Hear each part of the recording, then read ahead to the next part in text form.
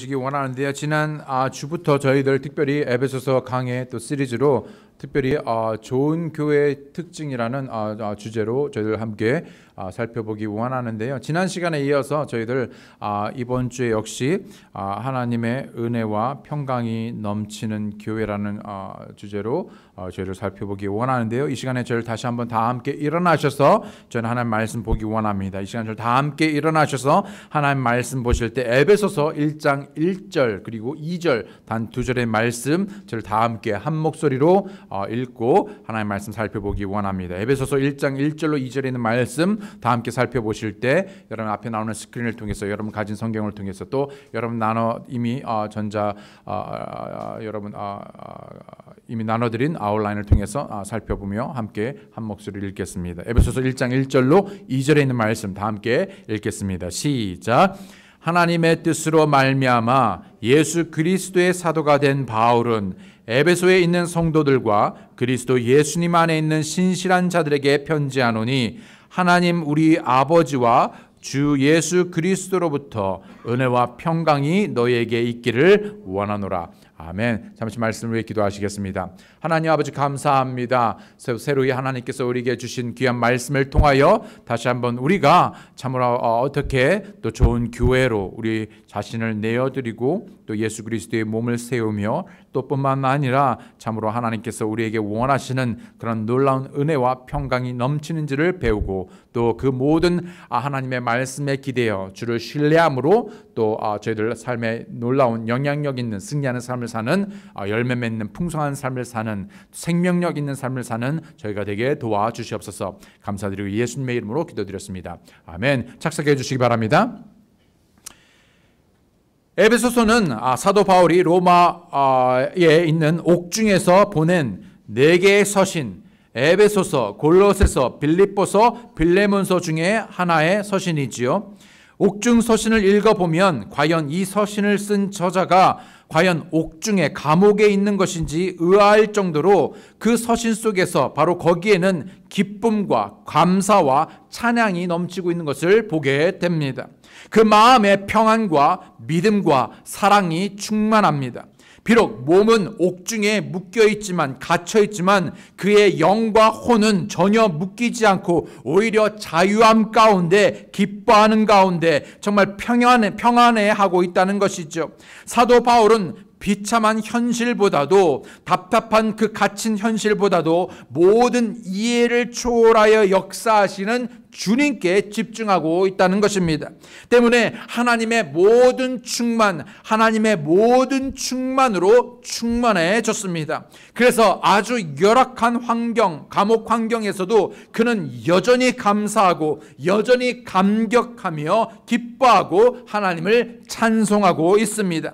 그 무엇도 사도 바울을 올가맬 수 없었습니다. 그 무엇도 사도 바울을 흔들거나 또 뿐만 아니라 믿음에서 뒤로 물러서게 할 수 없었죠. 이 중에 그 어떤 것도 그 삶의 그 어떤 상황이나 환경도 핍박도 그를 물러서게 하지 못하였습니다. 오히려 주님 안에서 그는 안식하고 은혜와 평강을 온전히 완전히 누리고 있었죠. 그리고 그러한 은혜와 평강이 자기 자신뿐만 아니라 모든 믿는 자들에게 넘쳐나기를 빌고 있는 것입니다. 그러한 이유로 오늘 이 편지 가운데 에베소 가운데에서도 가장 척도에 바로 하나님 아버지와 주 예수 그리스도로부터 은혜와 평강이 저들에게 있기를, 그리고 오늘 랭캐스터 침례 교회 그리고 각 성도들의 그 삶의 가정에 넘쳐나기를 빌고 있는 것입니다. 사도 바울이 수많은 서신에서 잊지 않고 항상 바라는 그 은혜와 평강은 어쩌면 성도들의 삶의 필수적인 핵심 요소일 것입니다. 매일을 살아가는 삶에 있어서 가장 필수적인 요소라고 할 수 있는 바로 그 은혜와 평강. 분명 은혜와 평강의 출처는 바로 주님이라고 우리에게 말씀하고 있죠. 이 세상이 아니라, 여러분, 어떤 문제가 아니라, 어떤 사람이 아니라, 그 모든 은혜와 평강을 주시는 분, 그 모든 은혜와 평강의 출처는 바로 누구로부터? 바로 하나님 아버지와 주 예수 그리스도로부터 그 평강의 출처가 분명히 예수님인 것을 말씀하고 있습니다. 또 뿐만 아니라 사도 바울이 에베소서에 교회에 있는 교회에게, 그리고 오늘 우리에게 빌고 있는 바로 그 은혜와 평강이 너에게 있을지어다, 은혜와 평강이 너에게 있을지어다 했었을 때 이 문법적인 시제가 계속되는 현재의 진행형입니다. 즉 어떤 순간에만 은혜와 평강이 넘쳐나는 것이 아니라 매일의 삶 속에 계속해서 넘쳐나야 할 것으로 하나님의 은혜와 평강을 말씀하고 있는 것이죠. 여러분, 진정 지난 말씀을 통해서, 그리고 오늘 말씀에 연이어서 그런 하나님의 놀라운 은혜와 평강이 넘쳐나기를 원합니다. 계속되어지기를 원합니다. 오늘 특별히 지난번에 은혜에 대해서 말씀을 드렸다면, 오늘은 바로 그 하나님의 모든 하나님의 평강에 대해 살펴볼 터인데요. 어떻게 이러한 평강이, 하나님의 평강이 우리의 개인의 삶에서, 가정에서, 교회에서 계속해서 넘쳐날 수 있는지 살펴보기 원합니다. 먼저는 여러분, 지난번에 우리가 살펴봤던 것처럼 바로 이 평강이란 단어의 의미, 뜻을 살펴보기 원합니다. 평강이라는 그 의미를 살펴보기 원합니다. 이 평강은 히브리어로 이미 여러분이 들었듯이 알고 있다시피 바로 샬롬, 즉 peace, 평강이라는 의미로 샬롬이라는 단어를 쓰고 있고요. 그릭어로는 에이레네라는 단어를 쓰고 있죠. 그런데 이 평강이라는 이 단어, 이 샬롬이라는 이 에이레네라는 이 단어는 그저 인사말 그 이상의 의미를 갖고 있다는 것이죠. 일반적으로 Hi, how are you? 어떻게 지내는지, 여러분 인사말로 또 사도 바울이 늘 그 서신의 첫두에 말하고 있는, 또 교회 모임 가운데 말하는 그저 인사말 그 이상의 의미를 가지고 있다는 것입니다. 첫 번째로 이 샬롬, 이 에이레네, 이 바로 이 평강의 의미를 살펴보면은 완전하다, 온전하다, 가득 차다. 그래서 wholeness, fullness, 그렇죠. 그래서 perfect하고 complete, 이 모든 의미를 가지고 있죠. 완전하다, 온전하다, 가득 차다.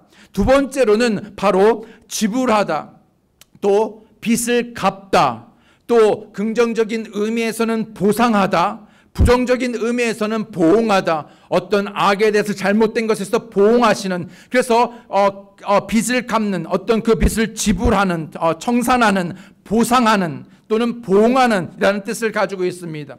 이 샬롬이라는 반대말 에인 또는 엔 샬롬이라는 이 단어는 바로 무질서, 다시 말하면 케이어스, 이 무질서라는 단어의 반대말이 무질서이기 때문에 다시 이것을 역으로 반대말을 보면 이 샬롬이라는 단어는 바로 질서, 조화의 의미도 함께 가지고 있지요.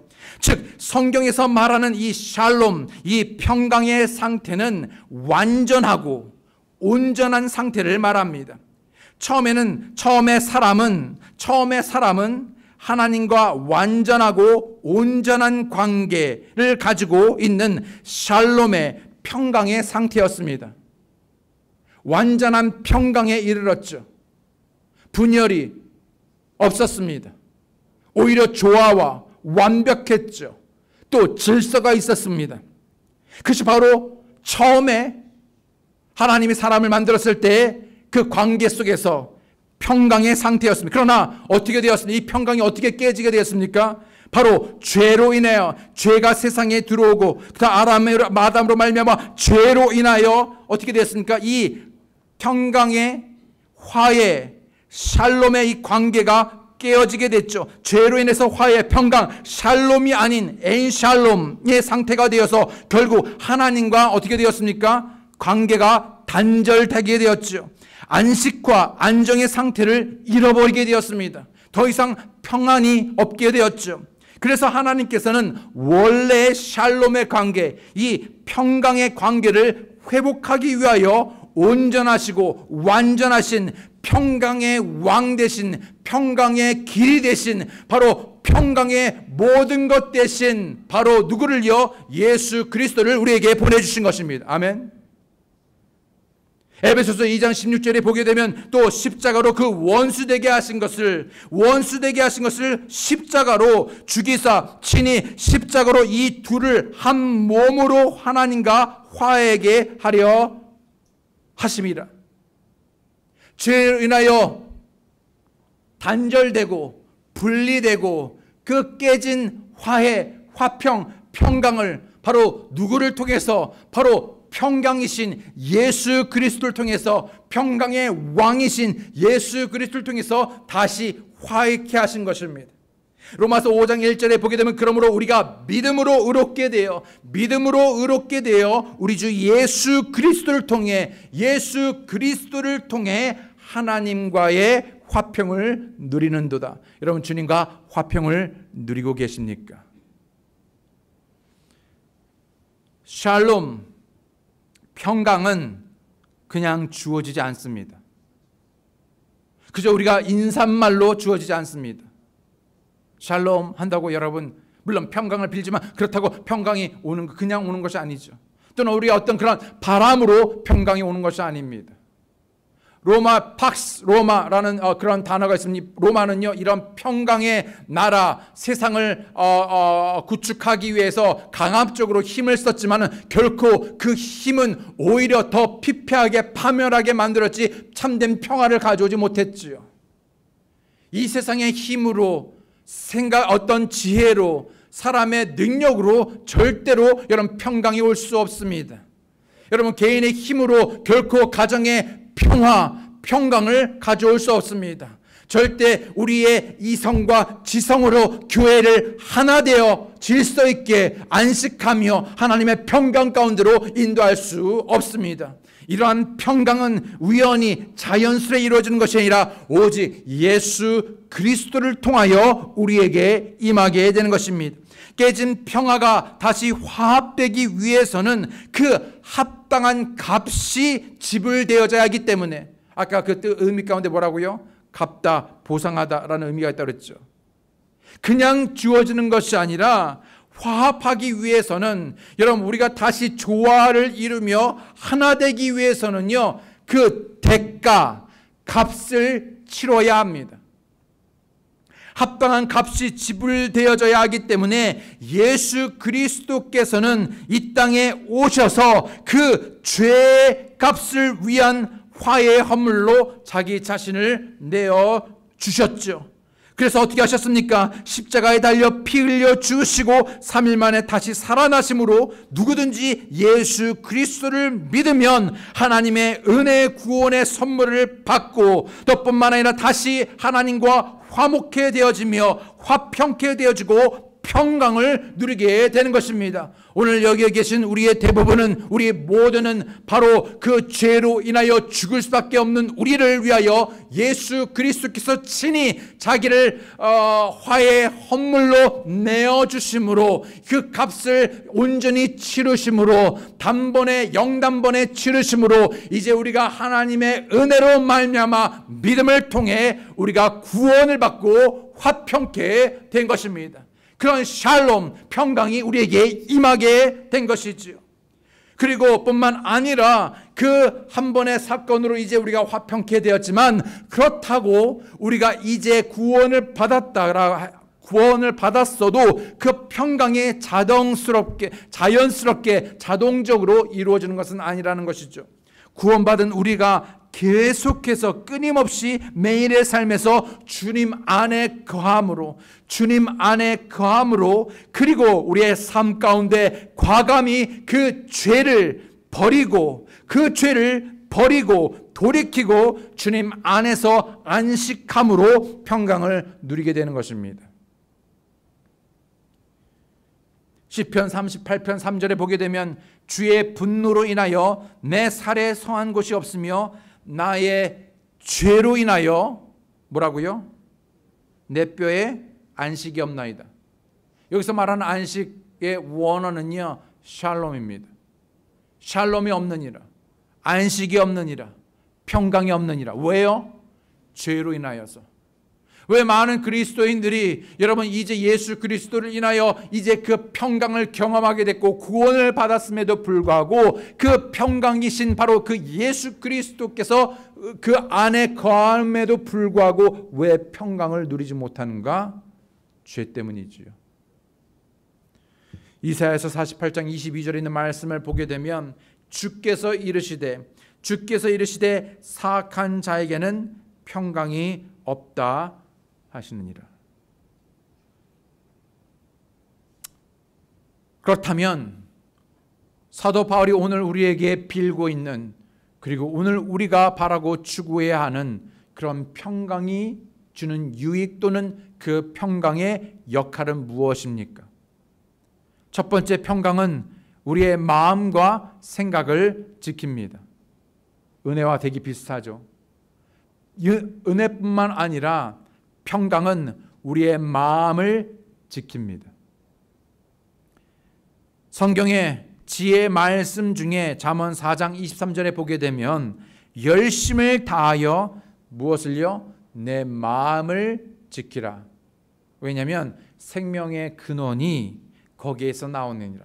즉 마음을 지키는 것, 그 무엇보다도 열심히 온 마음을 정말 모든 힘을 다해서 무엇을? 마음을 지키는 것이 생명의 근원이다 라고 말하고 있습니다. 근데 말이 쉽지 우리의 마음과 생각을 지키는 것이 그리 쉽지 않습니다. 수많은 우리 삶 가운데 일어나는 이런저런 일들로, 문제들로 마음이 지켜지지 않습니다. 계속 요동하죠. 올해 우리는 그 일들을 더 실감나게 경험하고 있습니다. 전혀 예상치 않은 코로나 바이러스 인해서 우리의 마음이 지켜지지가 않습니다. 흔들리지요.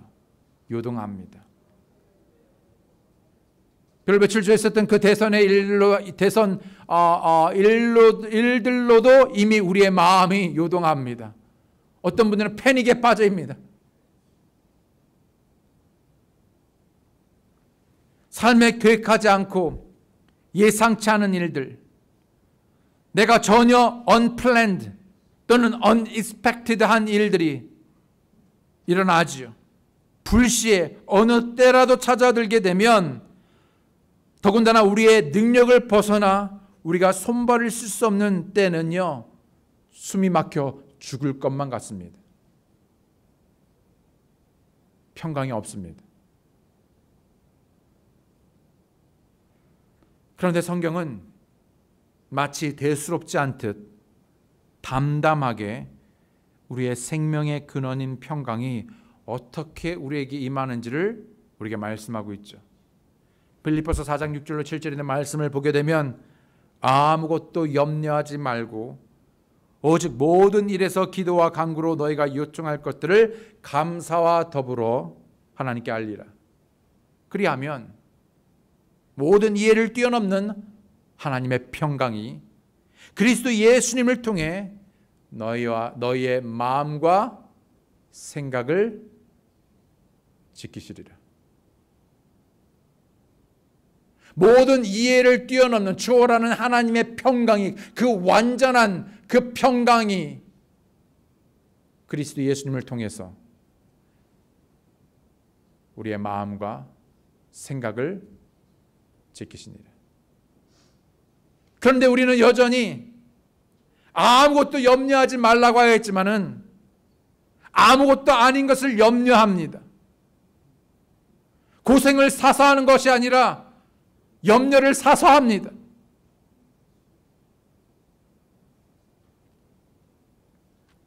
마음의 생각을 지키는 가장 성경적인 방법은 모든 것을 내려놓고 주님께 맡기고 기도하는 것입니다. 그때 하나님의 평강이 우리의 마음과 생각을 지켜주실 것입니다. 찬양처럼 내 영혼 평안해. 여러분 이 가사 여러분 생각나십니까? 내 평생에 가는 길 순탄하여 늘 잔잔한 강 같든지 또 큰 풍파로 무섭고 어렵든지 그야말로 만사 형통하고 모든 일들이 잘 술술 풀리든지 아니면 그러하지 않든지 코로나 바이러스가 있든지 그러하지 않든지 내가 원하는 대통령이 뽑히든지 그렇지 않든지 내가 삶에 계획한 일들이 일어나든지 그렇지 않든지 그와 상관없이 그렇든지 간에 나의 영혼은 늘 평안하다. 왜요? 무엇이 이 작곡자로 하여금 그 삶에 엄청난 시련과 고난을 당하였음에도 불구하고 그 삶에 아니 그 마음에 그 생각이 평강이 넘쳐날 수 있었습니까? 그는 그럼에도 불구하고 내 영혼 평안해, 내 영혼 평안해, 내 영혼 평안해라고 강조하며 주님을 찬양할 수 있었습니까? 그것은 자기 자신이나 아니면 외부의 상황이나 아니면 그 누구 때문이 아니라 바로 오직 그 평강을 주실 수 있는 바로 우리의 하나님 아버지뿐만 아니라 우리 주 예수 그리스도를 통하여 바로 그 평강과 그 은혜가 우리에게 임하기 때문인 것입니다. 무엇보다 주를 신뢰하는 사람에게 그 평강이 오기 때문입니다. 바로 생명의 근원인 그 마음을 지키는 바로 그 평강이 우리에게 임하기 때문인 것이죠.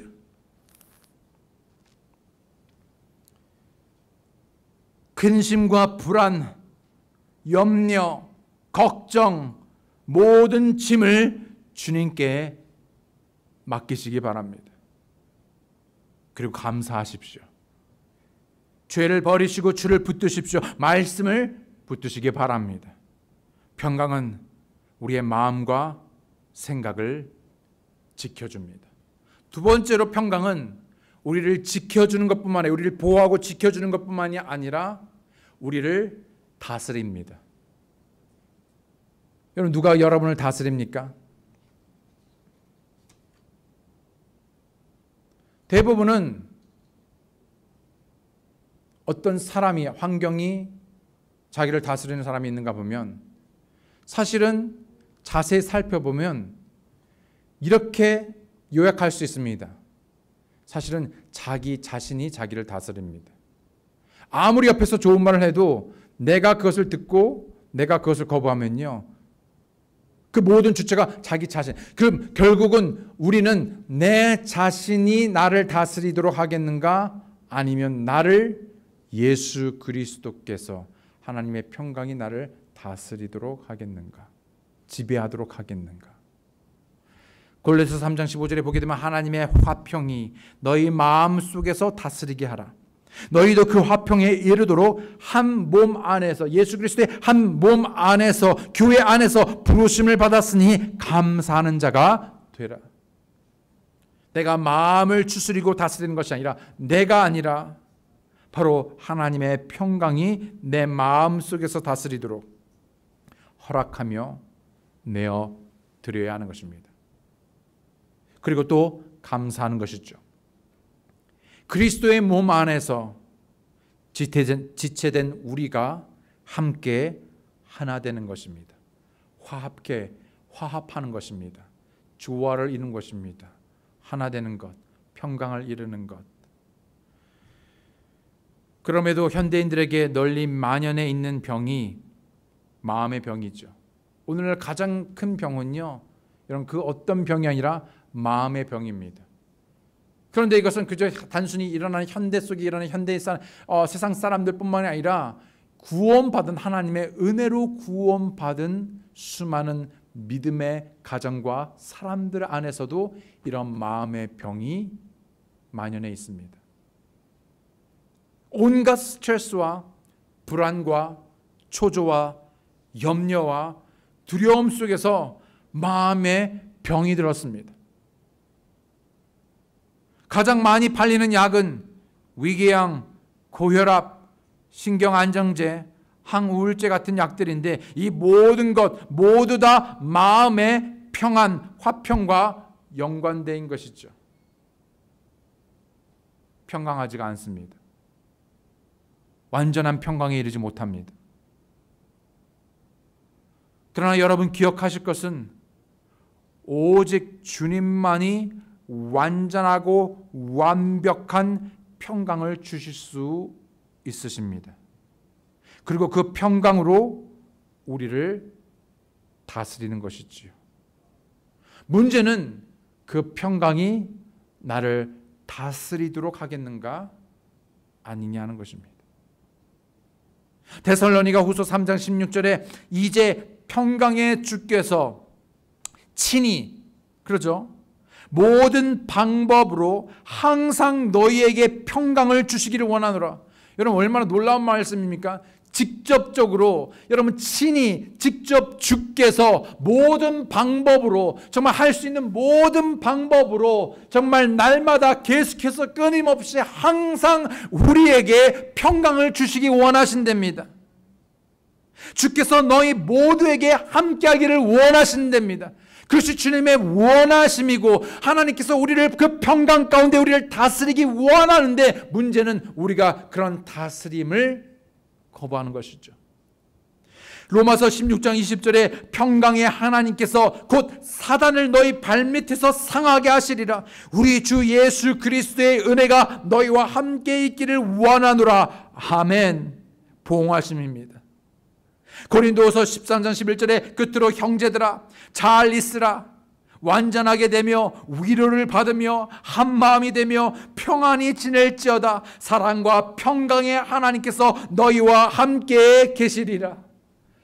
그 서신의 첫 두뿐만 아니라 그 서신의 마지막에서도 사도 바울은 잊지 않고 우리에게 필요한, 아니 가장 중요한 우리의 삶에 그 필요되는 바로 그 하나님의 놀라운 은혜와 평강이 우리에게 넘쳐나기를 다시 한번 빌고 있는 것입니다.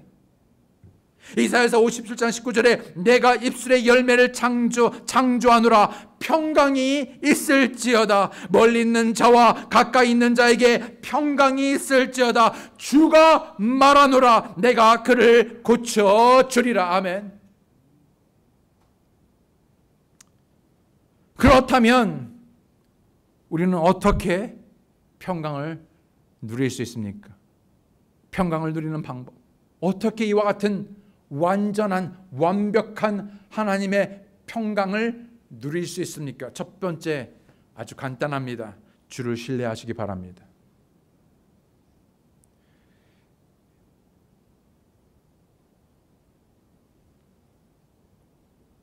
이번 대선 때문에 왜 이렇게 마음이 실망스럽든지요. 뉴스도 보기 쉽지가 않을 정도로 실망스럽습니다.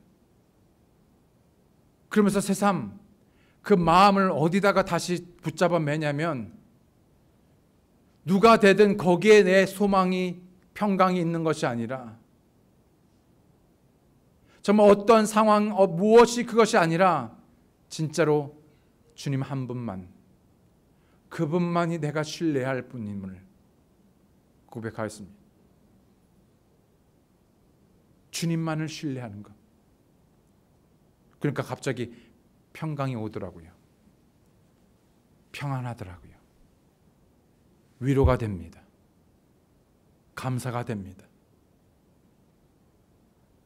한 줄기 희미했던 빛이 선명해지기 시작합니다. 오히려 전화위복으로 하나님께서 역사하실 놀라운 일들을 기대하게 됩니다. 주를 신뢰하시기 바랍니다. 이사야서 26장 3절에 주께서는 생각을 주께 고정시킨 자를 완전한 평강으로 지키시리니 이는 그가 주를 신뢰하기 때문이니라. 누가 주를 신뢰하는 자입니까? 그의 생각을 세상의 뉴스에, 아니면 어떤 사람에게, 어떤 물건에, 어떤 것에 아니라 바로 주께 고정한 자, 주를 신뢰하는 자에게 완전한 평강이 임하게 될 것입니다. 주님은 자신을 믿고 의지하는 자를 결코 흔들리도록 내버려 두지 않으십니다. 아멘.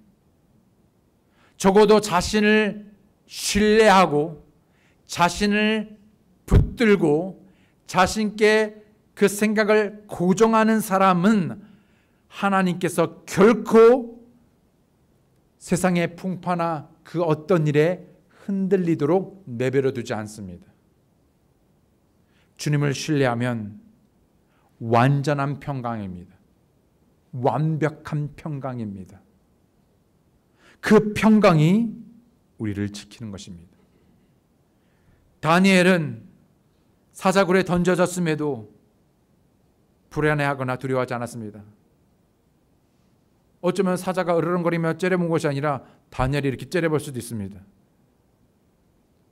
다니엘이 구석에서 벌벌 떠는 것이 아니라 어쩌면 사자가 구석에서 벌벌 떨고 있었을지도 모릅니다. 그냥 제 생각에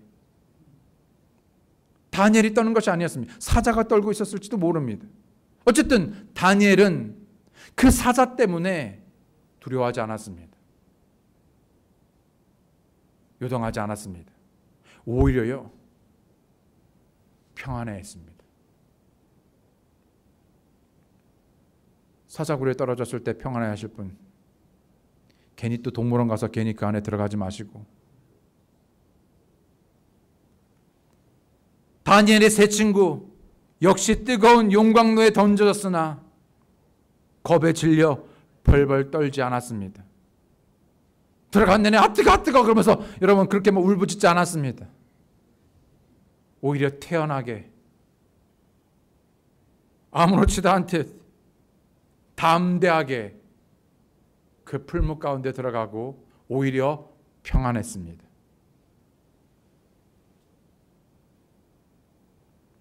돌에 맞아 죽어가는 스데반 역시 얼굴이 일거리지고 고통스러워하며 두려워하는 것이 아니라 너무나 평안했죠. 너무나 평안하다 하지 못해 오히려 자신을 향해 돌을 던지는 사람들을 용서해 주도록 하나님께 기도하였습니다.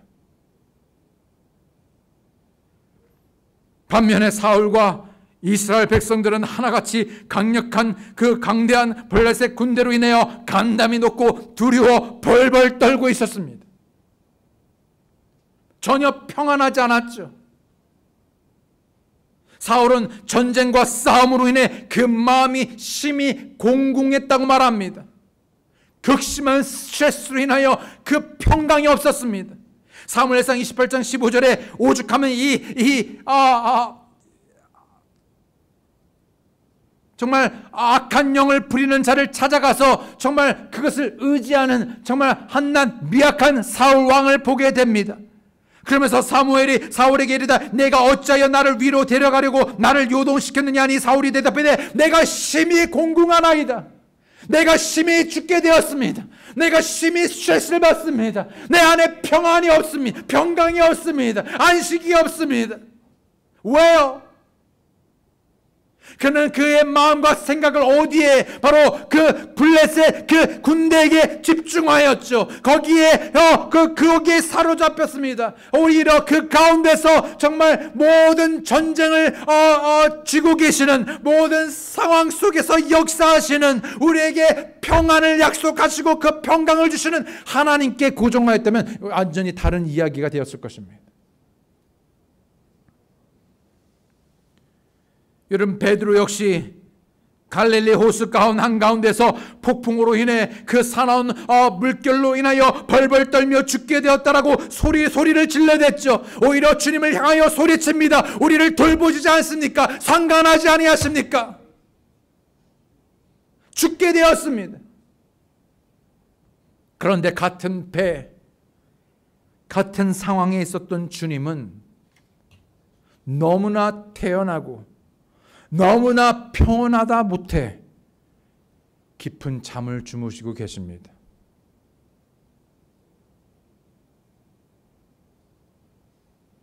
그럼 무슨 차이입니까? 주를 신뢰하는 것. 하나같이 주를 신뢰한 사람들은 하나님께서 약속하신 그 말씀대로 진짜로 완전한 평강이 저들을 지켰지만 주를 신뢰하지 않고 주께 생각을 고정하지 않은 사람들은 하나같이 심히 공공해했습니다. 이러한 모습은 단순히 사울, 이스라엘 백성, 베드로뿐만 아니라 우리에게도 나타날 수 있는 것이죠. 코로나 바이러스. 이제 어떻게 하는가, 대선 때문에. 정말 이런 일 저런 일 때문에 우리는 벌벌 떱니다.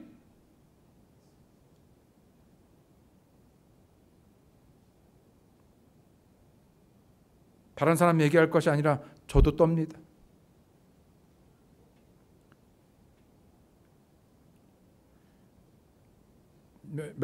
2년 전인가요?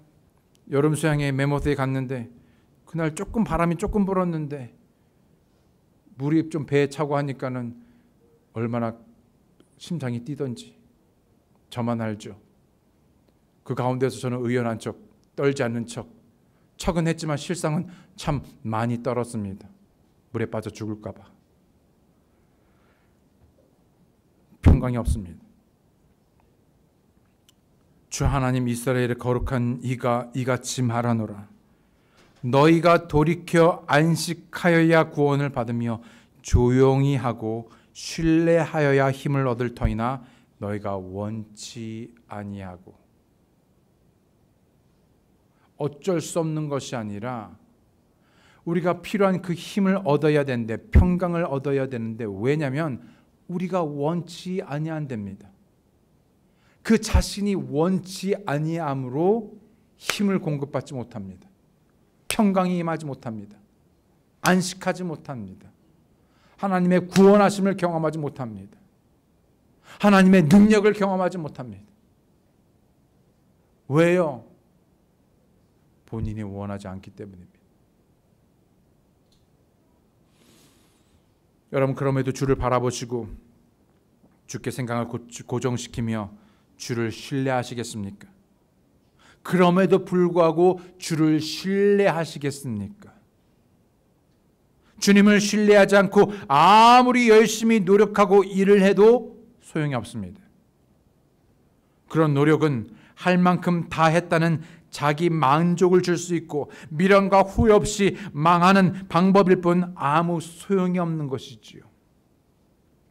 주님은 자신의 지혜의 방법을 의지하고 사람에게 도움을 구하느니 돌이켜 안식하라고 말합니다. 조용히 신뢰하는 것이 힘을 얻는 것입니다. 조용히 신뢰하는 것, 주님을 신뢰하는 것이 힘을 얻는 것입니다. 이스라엘이 헛되이 이집트의 도움을 구하고 그들을 의지하려고 매달리는 노력을 포기하고 오히려 가만히 안식하고 주를 신뢰하며 정말 주님을 구하였을 때 주님의 평강을 누리고 승리했을 것입니다. 그런데 저들은 주님을 신뢰하지 않았죠. 주님의 안에 안식하지 않았습니다. 주님을 원하지 않았지요. 그래서 저들은 오히려 승리하지 못했습니다. 힘을 얻지 못했습니다. 안식하지 못했죠. 승리는 우리의 노력에 있는 것이 아니라 주님을 신뢰하는 데 있으며 땀과 피에 있는 것이 아니라 안식에서 오는 평안에 있는 것입니다. 이사야서 30장 7절에 보게 되면 그러나 이집트 사람들의 도움은 헛되고 아무 소용이 없느니라. 그러므로 내가 이 일에 대하여 외치기를 그들의 힘은 가만히 앉아 있는 것이니라. 진짜 이스라엘 백성들에게 필요했던 진짜 저들의 필요의 그 힘은 뭘 하는 것이 아니라 움직이는 것이 아니라 이집트를 의지하는 것이 아니라 가만히 앉아서 주를 신뢰하는 것. 주를 신뢰하는 것. 출애굽기 14장 14절에 주께서 너희를 위하여 싸우시리니 너희는 조용히 있을지어다. 그런데 우리는 너무나 소란스럽죠. 우리의 마음이 생각이 소란스럽고 우리의 삶이 소란스럽고 내 자신이 소란스럽습니다. 가만히 좀 있어야 되는데 오히려 주님 앞에 나와 하나님의 말씀으로 묵상하며 주를 신뢰해야 하는데 신뢰하지 못합니다. 가만히 앉아있는 것, 주님 앞에 나와 앉아있는 것, 그것이 힘입니다. 마리아가 주님의 발 앞에 앉아있는 것처럼 그것이 힘입니다. 전쟁은 주님이 하시며 승리는 주님이 주시는 것입니다. 주님의 평강이 우리의 마음을 다스리도록 하십시오. 승리는 선물로 주어지는 것입니다. 두 번째로, 첫 번째로는 뭐라고 그랬습니까? 주를 신뢰하는 것. 그리고 두 번째로는 주의 말씀을 듣고 배우는 것입니다. 주님의 말씀을 듣고 배우는 것. 이사야서 54장 13절에 또 내 모든 자녀들이 주에게 가르침을 받으리니 내 자녀들이 누릴 평강이 크니라. 말씀을 배울 때 큰 평강이 임하죠. 때문에 말씀이 선포되어지는 것을 사모하시고 모이시기에 힘쓰셔야 합니다. 주일날 아침 그리고 저녁 수요 예배에 오심으로 말씀을 듣고 배웠을 때 여러분 어떠하시던가요? 진정으로 하나님의 말씀을 듣고 배웠을 때 여러분 마음이 어떠하시던지요? 안식 있고 평안이 있지 않던가요? 매일의 삶에서 주님 앞에 나아가 말씀을 열고 말씀을 읽고 묵상함으로 마음의 평강이 찾아오지 않던가요? 말씀을 듣고 배우시기 바랍니다. 한국 사람들은 일반적으로 기가 허하고 체력이 방전되고 몸이 약해지면 뭐 합니까? 다 그런 건 아니지만 일반적으로 보약 지어 먹었잖아요. 보약. 마음 좀 이렇게 허하고 좀 이렇게 좀 뭐 식은 땀을 흘리고 하면 보약 한참 먹어봐. 예, 그래서 보약을 지어 먹습니다. 보약. 보약의 역할이 뭐냐면요, 몸을 다시 에너지를 주고 보온하는 것이죠. 예. 그래서 어떻게 해요? 잃어버린 기력을 되찾게 돕습니다.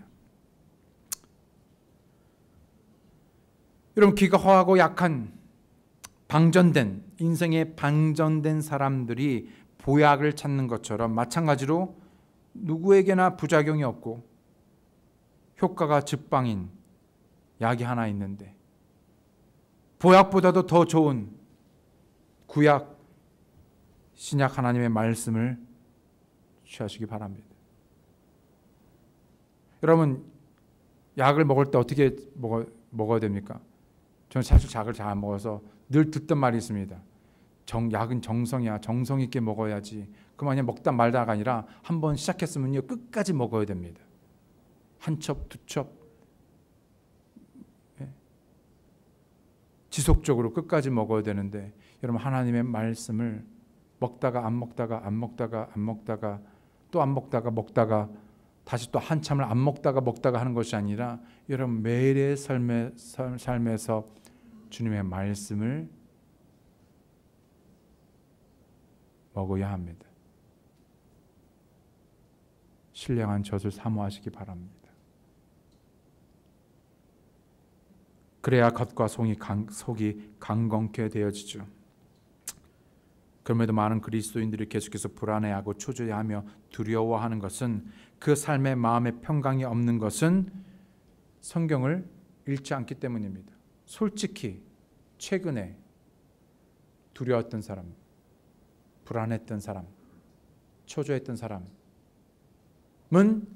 그날 내가 하나님의 말씀을 사모하고 말씀 안에 거하며 말씀을 듣고 말씀을 배우며 말씀에 따라 순종하였던가를 살펴보십시오. 말씀을 읽지 않았을 것입니다. 100%입니다.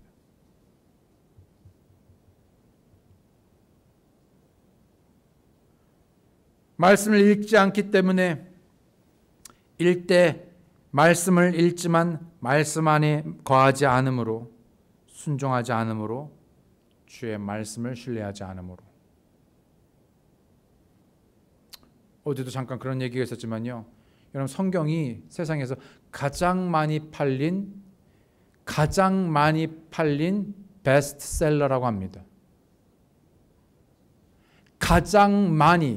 전 세계적으로 가장 많이 팔린 책이 베스트셀러가 성경책입니다. 동시에 가장 많이 팔린 책이 성경책임에도 불구하고 가장 많이 읽혀지지 않는 책이 성경입니다.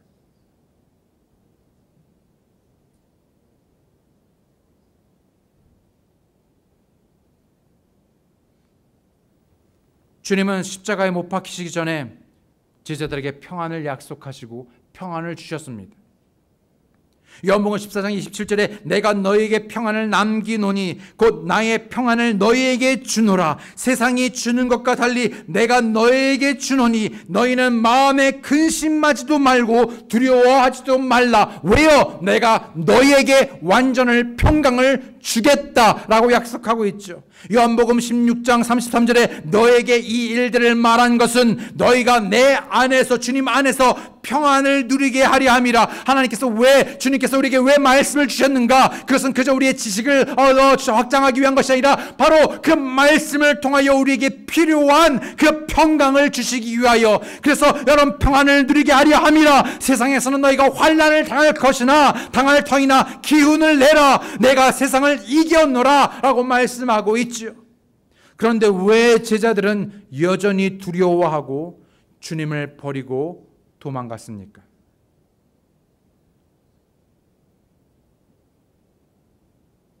심지어 부활하신 주님을 보고도 두려워했습니다. 왜요? 이미 듣고 배운 말씀을 기억하지 못했기 때문이죠. 누가복음 24장 16절로 8절에 있는 말씀에 보게 되면 그분은 여기 계시지 아니하고 일어나셨느니라. 그분께서 아직 갈릴리에 계실 때 너에게 어떻게 말씀하셨는지 기억하라. 왜 두려워했습니까? 이미 말씀하셨고 이미 약속하신 그 말씀을 저들이 기억하지 못했습니다. 그래서 뭐라고 말하고 있냐? 너에게 어떻게 말씀하셨는지 기억하라는 것입니다. 이르시기를 사람의 아들이 반드시 죄인들의 손에 넘어가 십자가에 못 박히고 셋째 날에 다시 일어나야 하리라 하셨느니라 하매 그들이 그분의 말씀들을 기억하고, 여러분, 예수 그리스도께서 십자가에 달려 죽으시고 3일 만에 부활하신 것뿐만 아니라 그분께서는 곧 다시 오심으로 만왕의 왕으로 오실 것을 여러분 기억하십니까? 믿으십니까? 여러분, 이 세상에 누가 다스리든지, 여러분 이 세상에 어떤 역병이 돌든지, 여러분 우리의 삶에 어떤 어려움이 있든지, 여러분 곧 우리가 예수 그리스도 안에 거할 때 주님과 더불어 그 모든 사람을 승리하게 될 것입니다. 완전한 평강에 이를 것입니다. 안식할 것입니다. 주님과 영원히 거하게 될 것입니다. 여러분 기억하시는지요? 믿으시는지요? 우리가 두려움에 빠질 때, 어떤 계획했던 일들이 계획대로 되지 않을 때, 우리가 처한 상황이 길을 잃고 벗어나게 될 때, 앞이 캄캄하고 보이지 않으며 숨이 막히고 난처한 상황에 내몰리게 될 때, 우리에게 가장 필요한 것은 바로 하나님의 말씀으로 되돌아가는 것입니다. 그 말씀을 기억하는 것입니다. 그 말씀 안에 거하는 것입니다. 그 말씀을 의지하는 것입니다. 그 말씀을 취하는 것입니다. 지금 우리에게 가장 필요한 것은 주의 말씀입니다. 살아 역사하는 강력한, 무에서 유를 창조하는 하나님이신 그분의 약속의 말씀을 듣고 배우는 것, 기억하는 것, 신뢰하여 순종하는 것입니다. 시편 119편 24절에 주의 증언들은 또한 나의 기쁨이요 나의 좋은 자이니이다. 여러분, 누구의 조언을 듣고 계십니까? 하나님의 조언을, 하나님의 말씀을 귀 기울여 들으시기 바랍니다.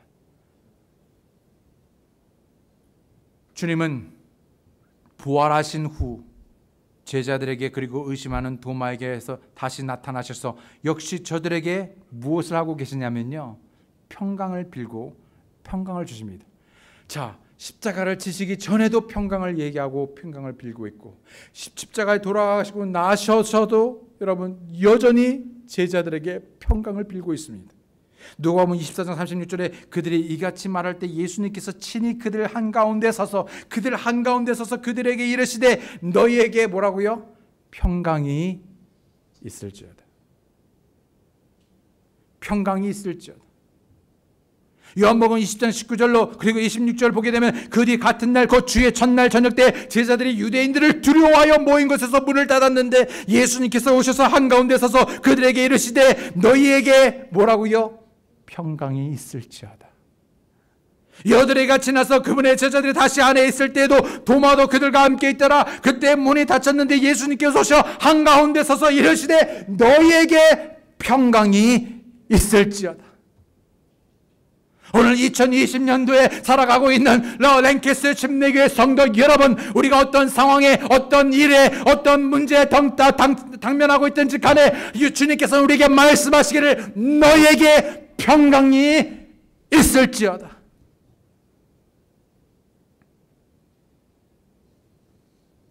주의 말씀을 듣고 배우시기 바랍니다. 주를 신뢰하시기 바랍니다. 세 번째로 주께 감사함으로 기도하십시오. 빌립보서 4장 6절로 7절에 아무것도 염려하지 말고 오직 모든 데서 기도와 간구로 너희가 요청할 것들을 감사와 더불어 하나님께 알리라. 가장 키포인트는요, 감사입니다. 감사. 그리하면 모든 이해를 뛰어넘는 하나님의 평강이 그리스도 예수님을 통해 너희 마음과 생각을 지키시리라. 감사.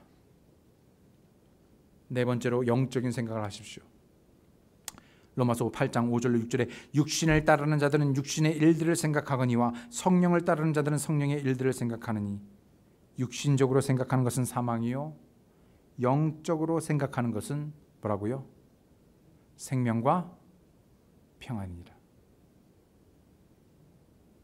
근데 참 아이러니한 것은요, 아무리 영적인 것을 말을 해도 육신적인 사람은 육신적으로만 생각하고 육신적으로만 반응하니까 영적인 일이 이루어지지 않습니다. 그게 안타깝지요. 오히려 영적인 생각을 통하여 여러분 하나님께서 원하시는 생명과 평안이 우리에게 임하기 원합니다. 그런데 여러분 어떻게 영적인 생각을 할 수 있습니까? 육신적인 본성이 본능적으로는 육신적인데 우리가 그것을 거슬러 영적인 생각을 할 수 있는가? 그것은요, 우리가 이미 우리 안에 계신 성령님으로 충만케 되어질 때, 성령으로 충만케 되어질 때 영적인 생각을 할 수 있습니다. 그래서 다섯 번째가 마지막으로 성령으로 충만한 것입니다. 성령으로 충만하면 우리가 영적인 생각을 하는 것뿐만이 아니라 그 열매로 평강이 옵니다. 로마서 14장 17절에 보게 되면 하나님의 왕국은 먹는 것과 마시는 것이 아니요 오직 성령님 안에서 righteousness 뭡니까? 의와 그 다음에 peace 평강, 화평, 그리고 joy 기쁨. 성령님 안에서 의와 화평과 기쁨이니라. 어디서요? 성령님 안에서. 갈라디아서 5장 22절 23절에 여러분 너무나 잘 아시는 말씀이죠. 그러나 성령의 열매는 사랑과 기쁨과 그 다음에 화평, peace, 평강. 그 외에도 오래 참음과 부드러움과 선함과 믿음과 온유와 절제, 이와 같은 법을 대적할 것이 없는 아주 강력한 무기이자 힘이자 능력인 성령의 열매, 성령 충만함을 통하여 우리에게 평안이 오게 되는 것입니다. 하나님의 놀라운 은혜와 평강이 여러분과 저의 가정과 교회에 넘쳐나기를 원합니다. 그런 하나님의 은혜와 평강이 넘쳐나는 교회가 되기 원합니다. 특별히 예수님을 통해 화목해 된 이 평강을 계속해서 누리시기를 원합니다. 주님의 몸인 교회가 하나로 화합되기 원합니다. 그러한 소원을 가지고 이 시간 주님 앞에 나오시기 바랍니다. 다시 그 평강을 회복하시기 바랍니다. 그 평강이 여러분에게 넘쳐나기 원합니다. 다 함께 기도하시겠습니다. 이 시간 저도 함께 머리 숙여 기도하실 때 혹 여러분 가운데 이곳에서 아니면 온라인을 통해서 영상을 보시는 사람들 가운데 혹 예수 그리스도를 마음의 구주로 믿고 구원받지 아니한 분 계시다면, 여러분 죄로 인하여 하나님과 영원히 분리되어 단절되어 평강이 없으신 분이 계시다면, 왜 오늘 그 예수 그리스도를 통하여 하나님의 구원의 선물인 그 예수님을 마음의 구주로 믿고 구원받으심으로 완전한 평강, 완벽한 평강에 이르지 아니하시겠습니까? 혹 그런 분이 계시다면 잠깐 손을 올렸다가 내려주시며 여기서 기도하고 도와드리기 원하며, 혹 온라인 영상을 통해서라도 자신의 구원에 대하여 확신이 없으신 분 계시다면 저희 교회에 연락을 주시면 기도하고 도와드리기 원합니다. 혹 그런 분 계십니까? 여기에 계신 분들은 적어도 다 모두 예수 그리스도로 인하여 하나님의 은혜로 말미암아 구원받은 분들입니다. 그런데 여전히 불안해하고 초조해하며 염려하며 그 마음이 요동하고 흔들리고 계시는지요? 오히려 하나님께서는 우리에게 완전하고 완벽한 평강을 약속하고 있음에도 불구하고요, 이미 우리에게 선포되어지고 약속되어진 그 놀라운 하나님의 은혜와 그 평강이 우리에게 넘쳐나기 원합니다. 분명 성경은 우리가 그 무엇보다도 우리의 생각을 주께 고정하고 주를 신뢰하라고 말씀하고 있습니다. 무엇이 여러분을 지배하고 계시는지, 무엇에 여러분이 이끌리고 계신지요, 혹 하나님의 말씀을 늘 가까이 하며 그 말씀을 진정 듣고 배우며 묵상하고 또한 그 말씀대로 주를 신뢰함으로 순종하고 계신지요, 주께 소망을 두고 계시는지요. 여러분 모든 일에 여러분 감사와 더불어 주께 기도하고 계십니까? 여러분 영적인 생각을 위하여 매일의 삶에서 성령 충만함을 구하고 계십니까? 여러분 우리의 모든 강력한 힘인, 우리에게 안식을 주는, 우리의 모든 것 되시는 참으로 이 놀라운 하나님의 은혜와 평강이 우리에게 넘쳐나기를 원합니다. 그렇게 그 은혜와 평강을 원하시고 누리시기 원하시는 분이 계시다면 이 시간에 이 앞에 아니면 그 자리에서 여러분 자신을 들이시고 결단하시며 기도하는 시간 갖겠습니다.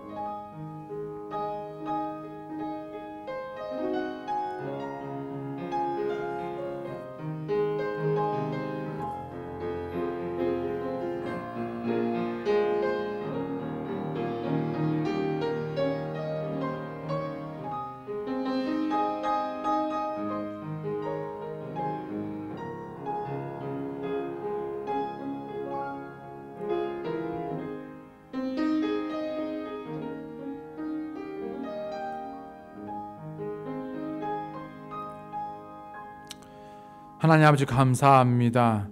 다시 한번 우리에게 말씀하심으로 우리에게 참으로 하나님께서 원하시는, 그리고 우리에게 참으로 약속하신 그 놀라운 하나님 아버지와 주 예수 그리스도로부터 임하는 그 놀라운 완전한 완벽한 은혜와 평강이 이곳에 계신 그리고 사랑하는 주의 성도 되는 모든 분들의 삶에 넘쳐나기를 원합니다. 우리가 더욱 주님께 우리 자신을 내어드리고 주께 우리의 생각을 고정하며 주를 신뢰함으로 성령 충만한 가운데 말씀을 의지하며 그 안에 거하며 참으로 이 놀라운 힘이 되는, 능력이 되는, 우리에게 안식이 되는, 우리를 화평케 하는 이 놀라운 주의 말씀을 의지하며 또 뿐만 아니라 주의 몸된 교회 하나됨으로 참으로 하나님의 놀라운 뜻을 이뤄가는 저희가 되게 도와주시옵소서. 참으로 놀라운 평강이 저희를 지배하도록 우리 자신을 내어드리도록 도와주시옵소서. 놀라운 간증이 있게 하시고 우리의 삶을 통하여 하나님께서 홀로 영광 받으시기 원합니다. 감사드리고 예수님의 이름으로 기도드렸습니다. 아멘.